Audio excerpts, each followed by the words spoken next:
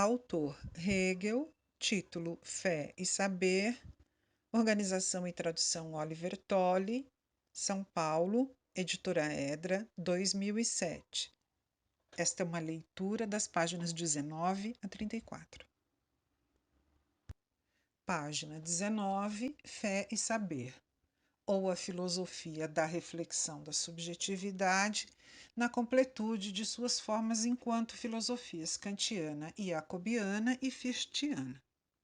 A cultura elevou a época recente tão acima da antiga oposição entre razão e fé, entre filosofia e religião positiva, que essa contraposição entre fé e saber ganhou um sentido inteiramente outro e sofreu um deslocamento no interior da filosofia ela mesma.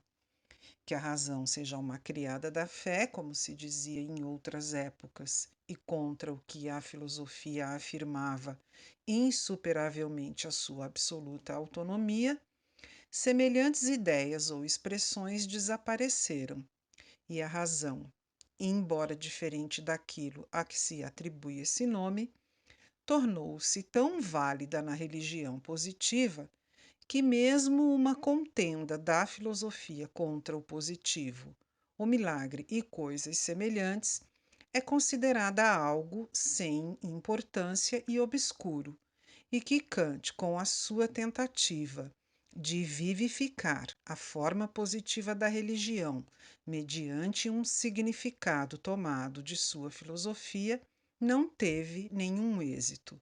Não porque o sentido peculiar daquelas formas foi alterado, e sim porque essas mesmas formas também não pareciam mais dignas dessa honra.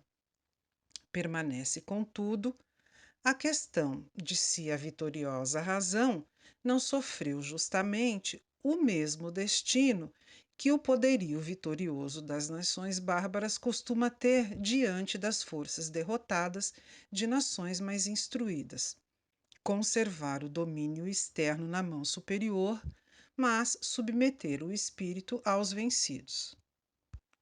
A vitória gloriosa que a razão esclarecida obteve diante daquilo que ela, de acordo com a limitação de sua compreensão religiosa, considera contraposto a si mesma como fé, é, examinada cuidadosamente, nenhuma outra senão a de que ela não permaneceu razão, nem o positivo, contra o qual lutava, permaneceu religião. Tampouco quer dizer que ela, vencedora, permaneceu razão, e o nascimento que paira triunfante sobre esse cadáver, enquanto o filho em comum da paz que a ambos unifica, tem em si tão pouco de razão quanto de fé autêntica.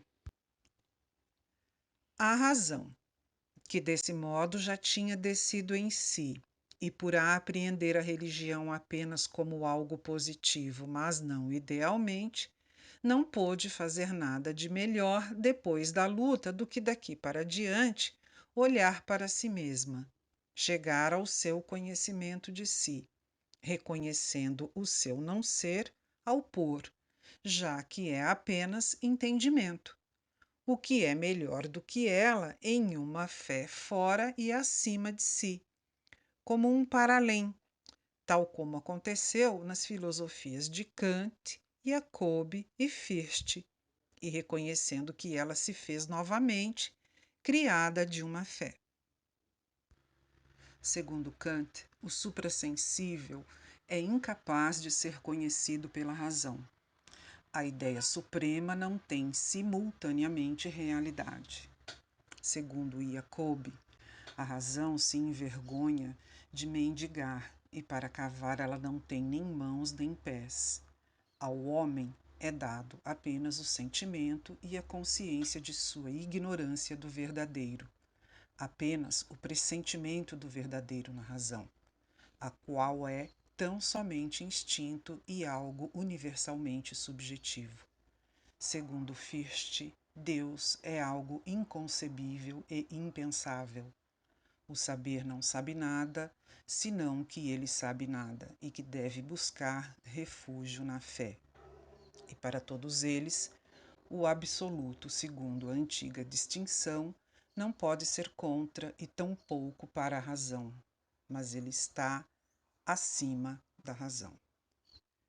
O procedimento negativo do esclarecimento, cujo lado positivo era infrutífero na sua afetação presunçosa, forneceu para si uma semente, pois apreendeu a sua negatividade ela mesma e, em parte, se livrou da vanidade mediante a pureza e a infinitude do negativo, e, em parte, justamente por isso, pode ter para o saber positivo apenas algo infinito e empírico, mas pode ter o eterno apenas como um para além, de modo que o eterno é vazio para o conhecer, e esse espaço vazio e infinito do saber só pode ser preenchido com a subjetividade do anelo e da pressuposição.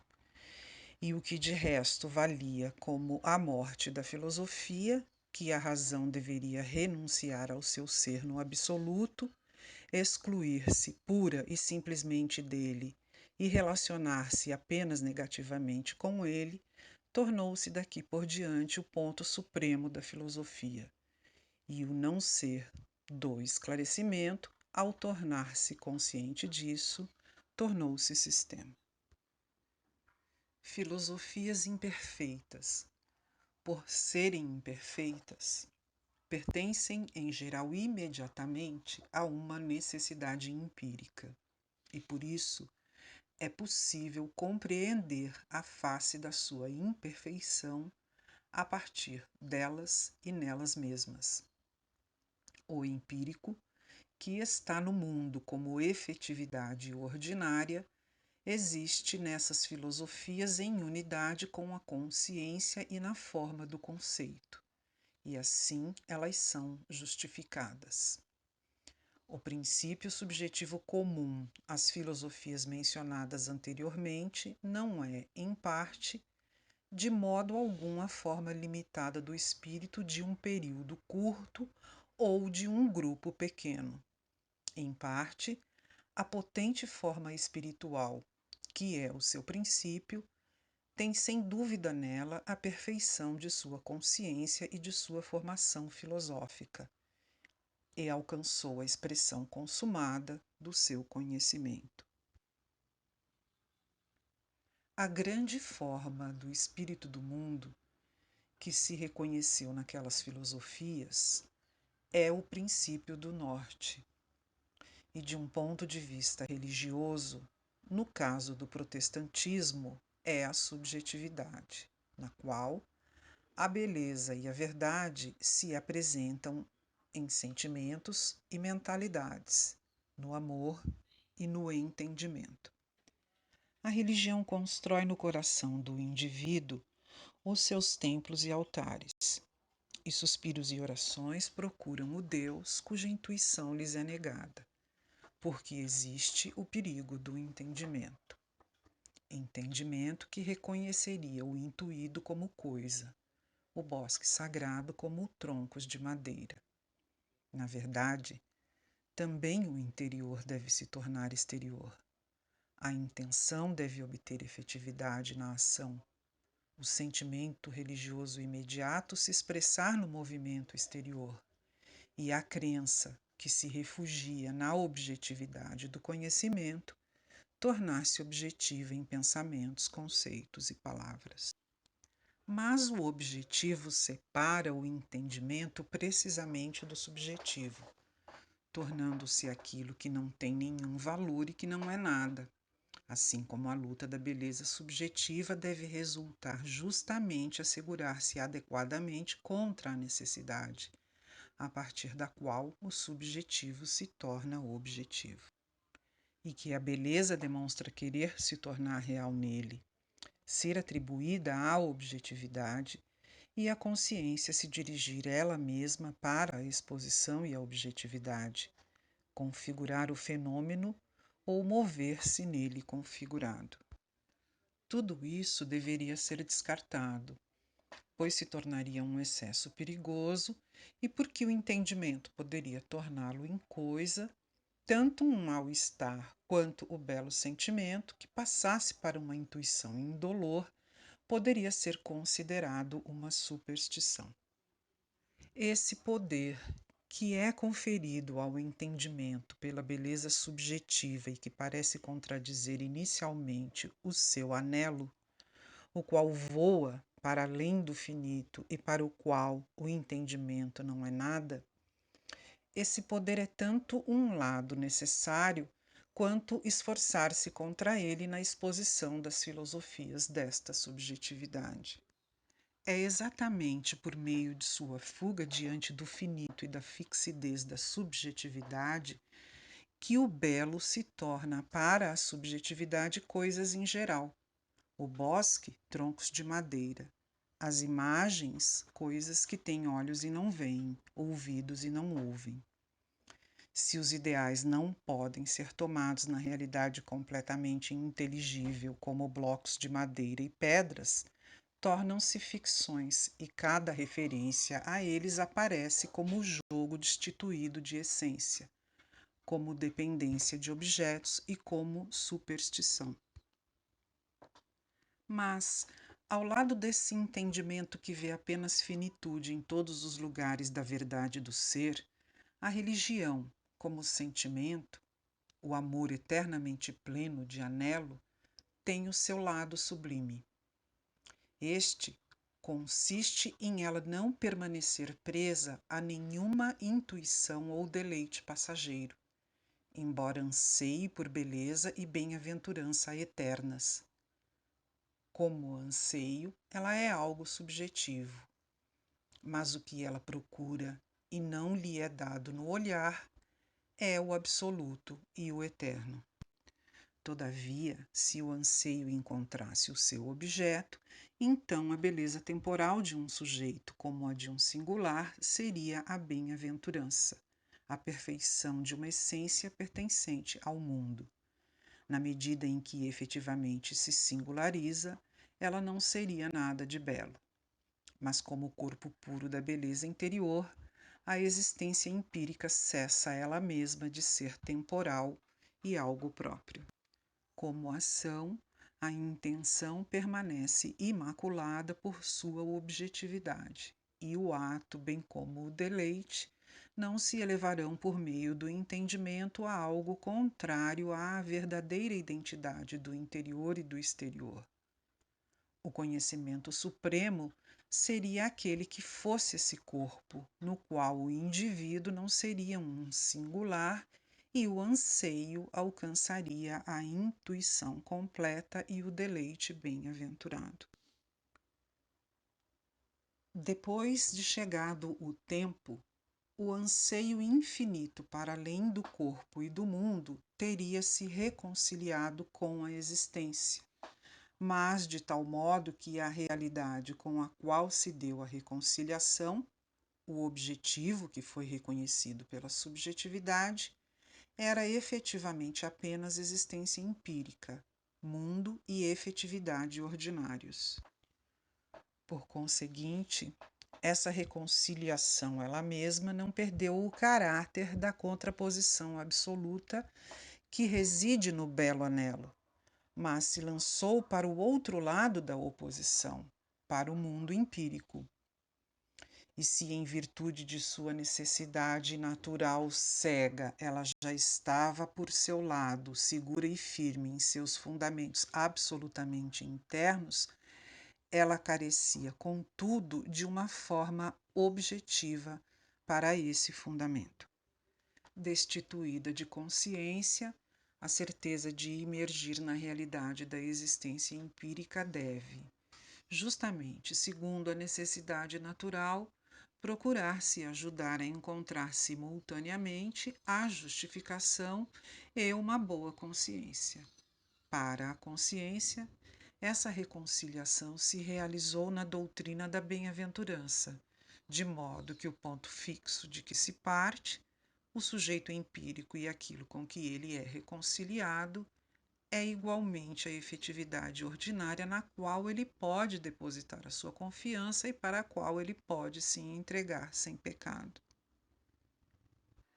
A rudeza profunda e a maldade plena, como o fundamento interno dessa doutrina da bem-aventurança, têm então somente a sua elevação no fato de que o sujeito empírico se esforça por obter uma justificação e uma boa consciência, a qual, pois, como o empírico é absoluto, ele não é possível para a razão por meio da ideia, pode alcançar tão somente a objetividade do entendimento e o conceito. Objetividade cujo conceito se apresentou em sua abstração suprema, na assim chamada razão pura. O dogmatismo dessa mania de esclarecimento e do eudemonismo não consistia, portanto, em fazer da bem-aventurança e do deleite o supremo, pois se a bem-aventurança é compreendida como ideia, ela deixa de ser algo empírico e contingente, bem como algo sensível. O fazer racional e o deleite supremo são unos na existência suprema, e querer apreender a existência suprema pelo lado de sua idealidade, que só quando isolada pode ser chamada de fazer racional, ou pelo lado de sua realidade, que só quando isolada pode ser chamada de deleite e sensação, é completamente indiferente quando a bem-aventurança suprema é a ideia suprema, pois o fazer racional e o deleite supremo, a idealidade e a realidade, estão ambos de igual maneira nela e são idênticos. Cada uma das filosofias não apresenta nada, senão que constrói a suprema bem-aventurança como ideia, na medida em que o deleite supremo é conhecido por meio da razão. A diferenciabilidade de ambos é imediatamente removida, na medida em que são tomados um dentro do outro o conceito e a infinitude que são dominantes no fazer, e a realidade e a finitude que são dominantes no deleite.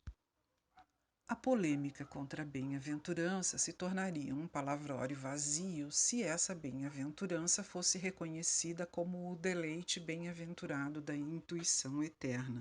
Mas, a saber, aquilo que se denominou eudemonismo, uma bem-aventurança empírica, um deleite do sentimento, não entendeu a intuição e bem-aventurança eternas. A essa absolutidade da essência, empírica e finita, se contrapõe tão imediatamente o conceito ou a infinitude que um é condicionado pelo outro e um com o outro. Porque se um é absoluto em seu ser para si, também é o outro. E o terceiro é o verdadeiramente primeiro, o eterno, para além dessa oposição.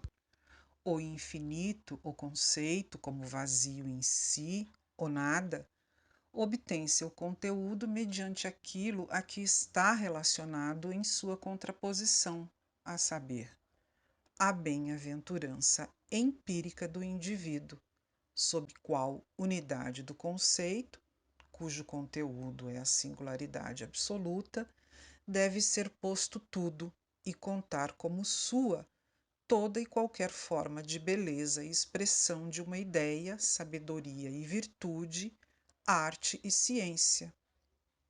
Ou seja, fazer de tudo algo que não é em si, pois o único em si é o conceito abstrato daquilo que não é ideia, mas singularidade absoluta. Chama-se sabedoria e ciência. Segundo o princípio firme deste sistema da cultura, Bildung, de que o finito é em si, para si, absoluto e é a realidade única, encontra-se, portanto, de um lado, o finito e o singular, eles mesmos na forma da multiplicidade, e nesta é lançado tudo o que é religioso, ético e belo, porque o finito é capaz de ser apreendido pelo entendimento como um singular.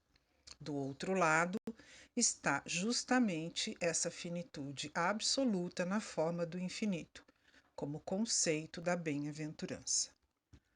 O infinito e o finito, que não devem ser postos de modo idêntico na ideia, pois cada um é absoluto por si mesmo, estão, desse modo, contrapostos na relação de dominação, pois na oposição absoluta dos mesmos, o conceito é o determinante. Mas o eterno se encontra acima dessa oposição absoluta e das identidades relativas da dominação e da capacidade empírica de compreensão. Por ser a oposição absoluta, esta esfera é o que não deve ser levado em conta, o incompreensível, o vazio, um Deus que não pode ser conhecido, que se encontra para além do umbral da razão, uma esfera que não é nada para a intuição, pois a intuição é aqui apenas uma intuição sensível e limitada. De igual modo, ela não é nada para o deleite, pois há apenas bem-aventurança empírica. Ela também não é nada para o conhecer, pois o que se chama razão não é nada mais do que considerar tudo segundo a singularidade, nada mais do que subordinar toda ideia à finitude.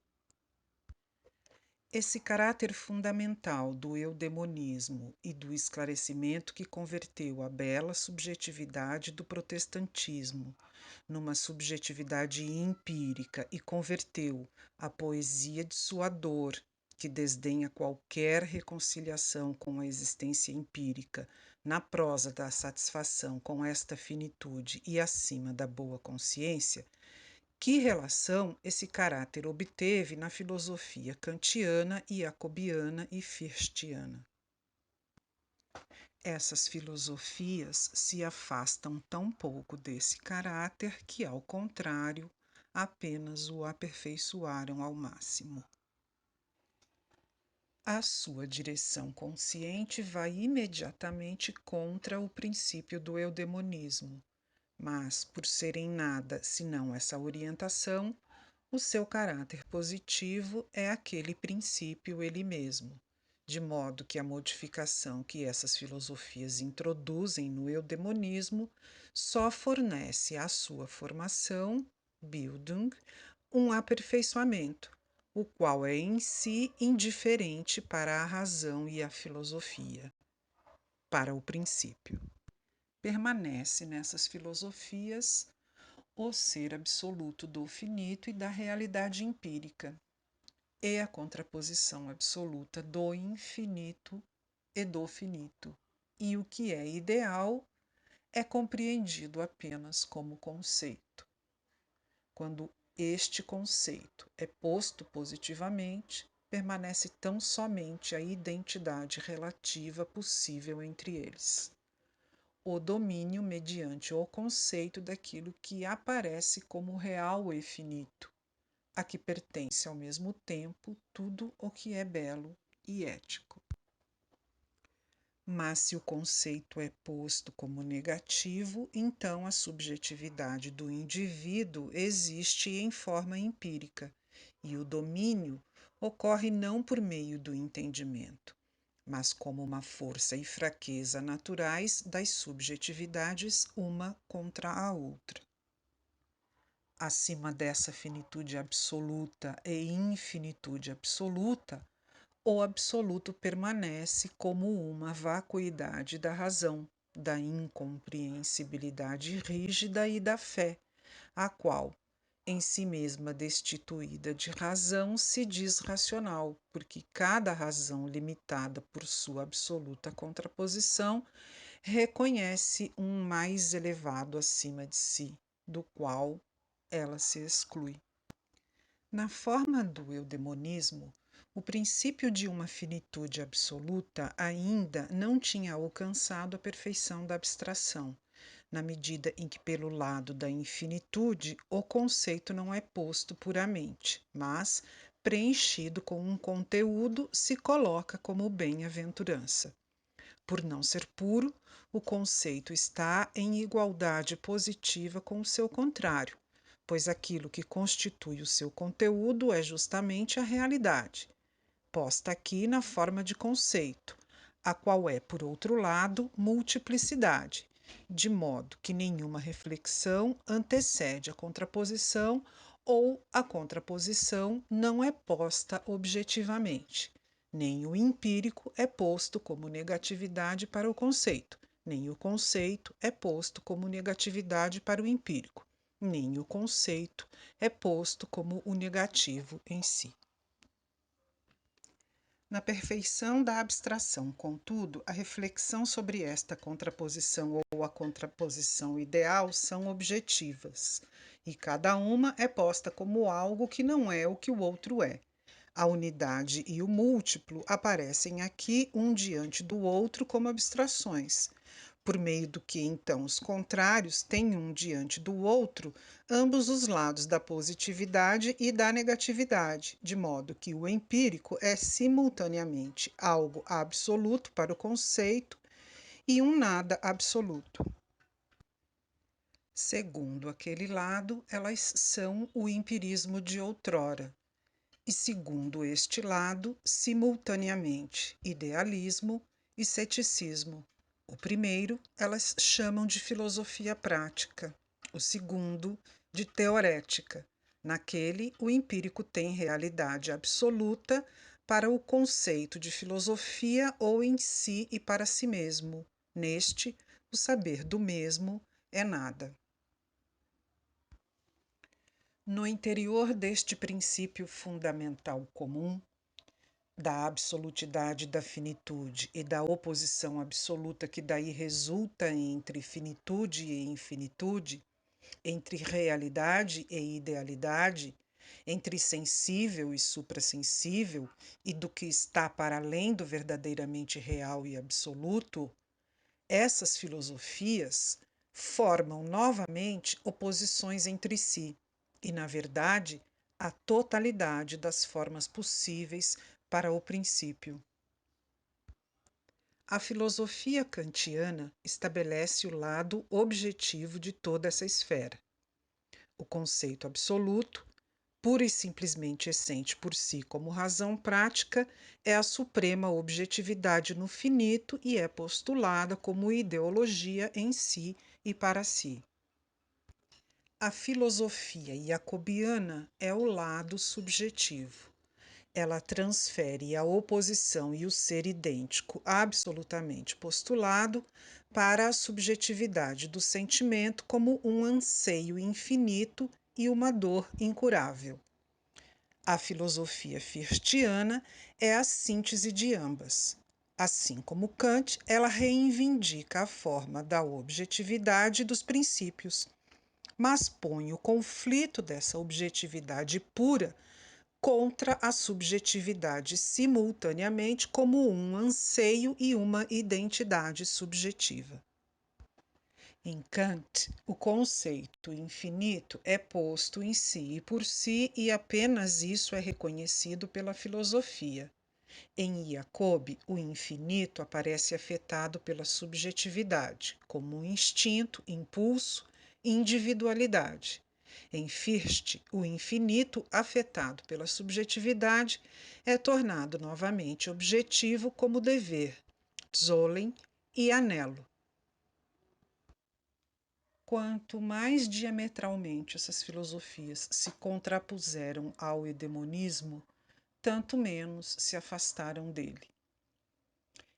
É a sua única tendência pura e simplesmente expressa e um princípio por elas dado: elevar-se acima do subjetivo e empírico e reivindicar para a razão o seu ser absoluto e a sua independência diante da efetividade ordinária. Todavia, porque essa razão tem pura e simplesmente apenas esta orientação contra o empírico, o infinito em si é apenas em relação ao finito. Então, essas filosofias, na medida em que combatem o empírico, permaneceram imediatamente em sua esfera. A filosofia kantiana e a firtiana se elevaram ao conceito, mas não à ideia.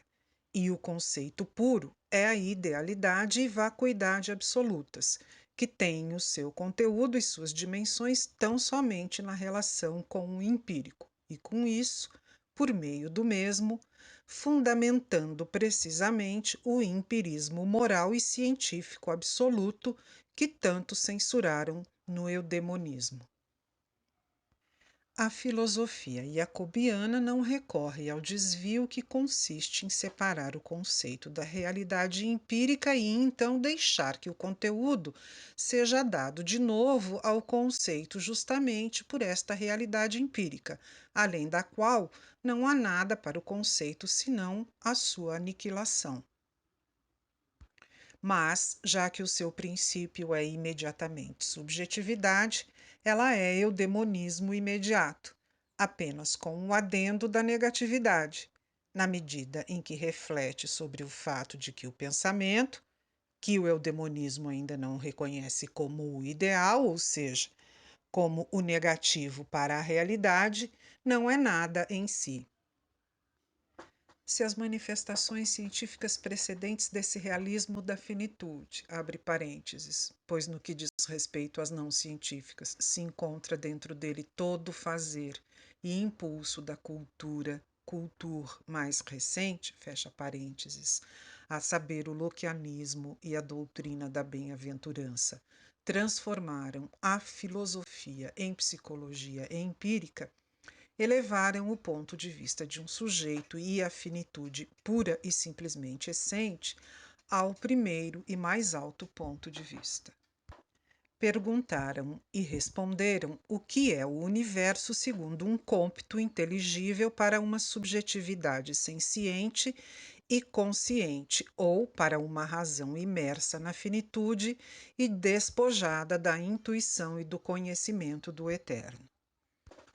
Então, a consumação e a idealização dessa psicologia empírica são as três filosofias mencionadas.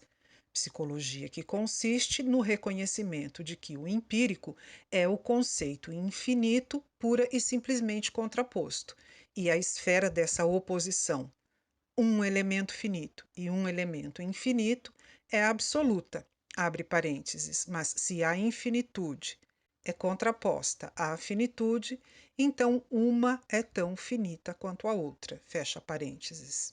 Acima das mesmas, para além do conceito e do empírico, está o eterno, mas a faculdade de conhecer e a razão são tão somente esta esfera. Em semelhante razão, que apenas pensa finitamente, revela-se sem dúvida que ela pensa apenas o finito. Na razão, como impulso e instinto, descobre-se que ela não pode pensar o eterno.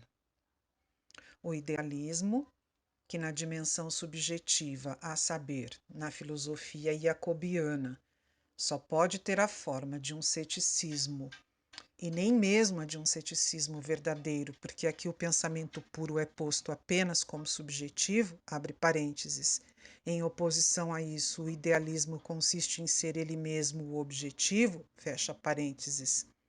Então, o idealismo de que essas filosofias são capazes é um idealismo do finito. Não no sentido de que o finito não seria nada para estas filosofias, mas o finito tomado na forma ideal. Com o finito real, é posta absolutamente e de igual modo a ambos a idealidade finita, quer dizer, o conceito puro, uma infinitude absolutamente contraposta à finitude. Disso resulta a certeza única e em si de que um sujeito pensante é uma razão afetada pela finitude. E a filosofia inteira consiste em determinar o universo para essa razão finita. A assim chamada crítica das faculdades de conhecimento de Kant, que não é em firste sobrevoo da consciência e vir a ser transcendental, e em Jacobi é um empreendimento nada impossível para a razão, não significa nada senão limitar absolutamente a razão à forma da finitude e não esquecer, em todo conhecimento racional, a absolutidade do sujeito e fazer da limitação a lei e o ser eternos tanto em si como para a filosofia. Por conseguinte, não há o que ver nessas filosofias senão a elevação da cultura da reflexão à condição de sistema, uma cultura, cultur, do entendimento humano ordinário, que se eleva até o pensamento de um universal, mas porque ele permanece em entendimento ordinário, toma um conceito infinito como pensamento absoluto e deixa o seu intuir outro do eterno, e o conceito infinito, pura e simplesmente um fora do outro. Seja porque ele renuncia em geral àquele intuir e se detém no conceito e no empírico, seja porque ele tem ambos, mas não os unifica. Não pode nem assumir o seu intuir no conceito, nem aniquilar o conceito e o empírio. O martírio de uma natureza melhor diante dessa limitação ou contraposição absoluta expressa-se por meio do anseio e do anelo, da consciência de que ela é limitação da qual não pode sair, como uma fé em um para além dessa limitação.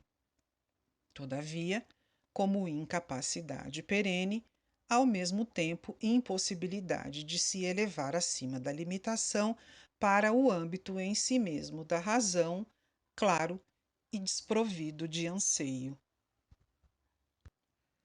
Já que o ponto de vista firme que o tempo onipotente e a sua cultura fixaram para a filosofia é uma razão afetada pela sensibilidade, então aquilo de que pode partir essa filosofia não é o conhecimento de Deus, mas, como se diz, o homem. Esse homem e a humanidade são o seu ponto de vista absoluto, a saber, como uma finitude insuperável e fixa da razão. Não como reflexo da beleza eterna, como foco espiritual do universo, mas como uma sensibilidade absoluta que, todavia, tem a capacidade da fé de se revestir aqui e acolá com um suprassensível que lhe é estranho. Assim como se a arte, limitada ao retratar, tivesse o seu aspecto ideal por trazer nos olhos de um rosto comum ainda um anseio, na sua boca ainda um sorriso melancólico, mas a ela fosse negado exibir os deuses sublimes que estão acima do anseio e da melancolia, como se a exibição de imagens eternas fosse possível apenas às dispensas da humanidade, então a filosofia não deve exibir a ideia do homem, mas o abstractum da humanidade empírica misturada com a limitação, e trazer a estaca da posição absoluta fincada em si mesma, imóvel. Na medida em que ela ganha clareza sobre a sua limitação ao sensível, quer analisar este seu abstractum ou abandonar-se inteiramente do modo espiritual mais belo e comovente, adornando-se simultaneamente com a cor superficial de um suprassensível, na medida em que a fé aponta para um superior. Contudo, a verdade não pode ser enganada por tal sacralização da finitude, que permanece existindo, pois a verdadeira sacralização precisaria aniquilá-la. Se o artista, que não é capaz de exibir a efetividade porque deixa a luz etérea incidir sobre ela e assume a efetividade inteiramente para dar a verdade verdadeira, Wahrheit, mas é capaz apenas de exibir a efetividade em si e por si, tal como ela é chamada ordinariamente de realidade e verdade, sem todavia ser nenhuma nem outra. Se o artista busca refúgio em um meio comovente contra a efetividade, o meio do anseio e da sentimentalidade, e em tudo enche as faces de lágrimas em virtude da maldade e suspira ó Deus, mediante o qual as suas formas se dirigem para o céu, para além da efetividade. Mas, tal como os morcegos, não pertencem nem ao gênero dos pássaros, nem ao das bestas, nem ao céu, nem à terra. E tal eticidade não pode ser sem fraqueza e infâmia, e tal entendimento que surge nisso não pode ser sem trivialidade. e a felicidade e a infelicidade que participam disso não podem ser sem maldade, no que diz respeito à primeira, e sem medo e covardia, no que diz respeito à segunda. E ambas não podem ser sem o desprezo. Tampouco pode a filosofia purificar o finito e a subjetividade quando ela, segundo o seu modo, os toma na forma conceitual como verdade absoluta, pelo fato de que relaciona os mesmos com o infinito, pois esse infinito não é ele mesmo o verdadeiro, porque não é capaz de consumir completamente a finitude. Contudo, se na finitude desaparece a efetividade e o temporal como tais, então isso equivale a uma autópsia cruel, que não deixa o homem inteiro, e a uma abstração violenta que não tem verdade alguma, particularmente verdade prática alguma, e semelhante abstração é compreendida como uma amputação dolorosa de uma parte essencial da completude do todo. Mas o temporal e o empírico e a privação são reconhecidos como um em si absoluto. É como se aquele que vê apenas os pés de uma obra de arte, quando é ocultado aos seus olhos a obra inteira, se queixasse de que ele é privado da privação, de que é tornado incompleto pela incompletude. O conhecimento finito é tal conhecimento de uma parte e de um singular. Se o absoluto fosse composto de finito e infinito, então a abstração do finito seria, sobretudo, uma perda. Mas, na ideia, o finito e o infinito são um só, e por isso desapareceu a finitude como tal, na medida em que ela deveria ter em si e por si verdade e realidade. Mas só foi negado o que é negação, e, portanto, foi posta a verdadeira afirmação. O abstractum supremo daquela negação tornada absoluta é a egoidade, assim como a coisa é, de resto, a abstração suprema da posição. Tanto uma quanto outra são elas mesmas apenas a negação do outro. Puro ser e puro pensamento, coisa absoluta e egoidade absoluta, são igualmente a finitude tornada absoluto. E neste único e mesmo estágio estão, para não mencionar outras manifestações, o eudemonismo e a mania de esclarecimento, bem como as filosofias kantiana, jacobiana e firstiana, cujas posições recíprocas examinaremos agora mais detalhadamente.